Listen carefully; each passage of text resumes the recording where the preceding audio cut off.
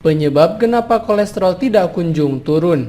Kolesterol tidak selamanya jahat. Sebenarnya ini adalah molekul penting yang melayani banyak fungsi vital dalam tubuh. Akan tetapi kolesterol yang terlalu tinggi berbahaya karena bisa menyebabkan aterosklerosis, yaitu penyempitan dan pengerasan pembuluh darah arteri akibat penumpukan plak pada dinding pembuluh darah. Bahkan bisa mengarah ke penyakit jantung dan stroke. Walau sudah berusaha keras, tapi mengapa kolesterol kita masih tinggi? Mungkin penjelasan di bawah ini bisa membantu Anda.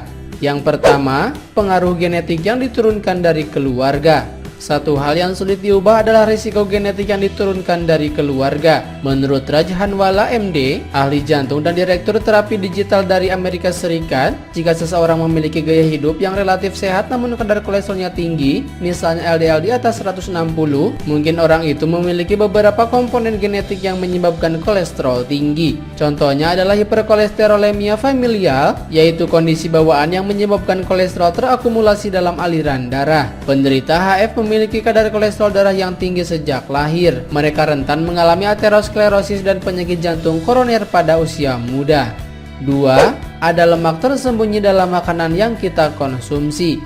Mengaku sering mengonsumsi makanan sehat, coba perhatikan lebih dekat. Mungkin ada lemak tersembunyi dalam makanan yang kita konsumsi. Misalnya menuangkan susu full cream alih-alih low fat dalam semangkuk oat untuk sarapan. Padahal susu full cream mengandung 24 mg kolesterol dengan 4,6 gram lemak jenuh, sedangkan di susu low fat hanya 20 mg dengan 3,1 gram lemak jenuh.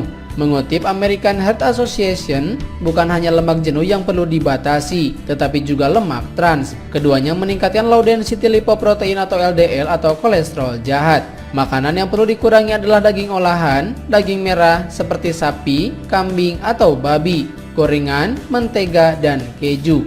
3. Mengikuti diet yang kurang sesuai. Orang yang memiliki kolesterol tinggi harus menghindari diet tertentu seperti diet keto, yaitu diet tinggi lemak dan rendah karbohidrat yang diklaim mampu menurunkan berat badan. Dilansir dari Headline, tujuannya untuk menempatkan tubuh dalam kondisi ketosis. Saat ini terjadi, tubuh menjadi sangat efisien dalam membakar lemak untuk energi. Menurut Rajhanwala, seperti dilansir Everyday Health, diet paling efektif untuk menurunkan kolesterol adalah pola makan nabati atau plant-based diet. Tentu kita masih bisa makan daging, pilihlah daging tanpa lemak seperti dada ayam atau ikan.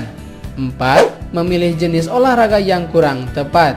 Aktivitas fisik apapun baik latihan aerobik atau kardio telah terbukti membantu menurunkan LDL dan meningkatkan high density lipoprotein. Namun berdasarkan studi dalam Biomed Research International tahun 2018, latihan aerobik dengan intensitas rendah dan sedang menghasilkan penurunan kolesterol total yang signifikan. Apa sajakah contoh olahraga aerobik itu? Mengutip Cleveland Clinic, olahraga aerobik berdampak rendah adalah renang, bersepeda, dan berjalan kaki. Sementara itu olahraga aerobik berdampak tinggi, contohnya berlari dan lompat tali. Disarankan melakukannya minimal 30 menit sebanyak 5-7 kali dalam seminggu. 5. Tidak mengonsumsi statin secara rutin. Statin merupakan obat yang bisa menurunkan kolesterol serta mengurangi risiko penyakit jantung dan stroke.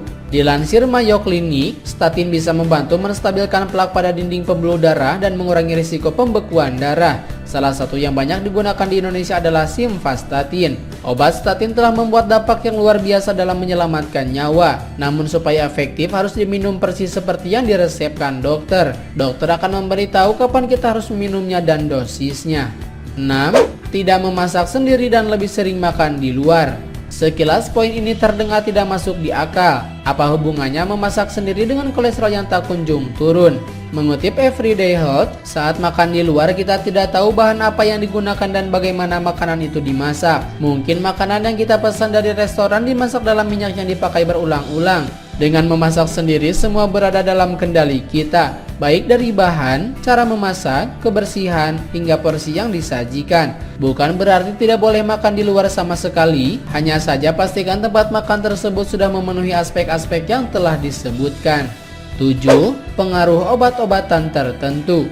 Coba ingat-ingat obat apa saja yang kita konsumsi akhir-akhir ini. Ternyata obat-obatan tertentu bisa meningkatkan kadar kolesterol. Contohnya adalah steroid, obat antiinflamasi, biasanya untuk penyakit rematik, retinoid untuk mengurangi garis-garis halus dan kerutan dengan meningkatkan produksi kolagen, serta progestin untuk memperbaiki siklus menstruasi. Oleh karena itu, pastikan dokter mengetahui semua obat yang kita konsumsi. Penting bagi pasien untuk selalu bersikap jujur dan terbuka. Apabila ada obat yang berdampak negatif pada kolesterol, dokter akan memberikan alternatif lain. 8. Hanya bergantung dengan obat tanpa memperbaiki gaya hidup. Obat-obatan saja tidak cukup, kita perlu membuat perubahan gaya hidup. Apalagi menurut penelitian yang dipublikasikan dalam Journal of American Heart Association tahun 2020, setelah diberi obat statin, berat badan cenderung bertambah dan intensitas olahraga lebih sedikit dari sebelumnya. Memang statin dan obat penurun kolesterol lainnya sangat efektif, tetapi itu bukan satu-satunya cara untuk mengelola kolesterol tinggi. Kita perlu menghindari gaya hidup sedenter, di mana kita terlalu banyak duduk dan berbaring dengan sedikit atau tanpa olahraga sama sekali.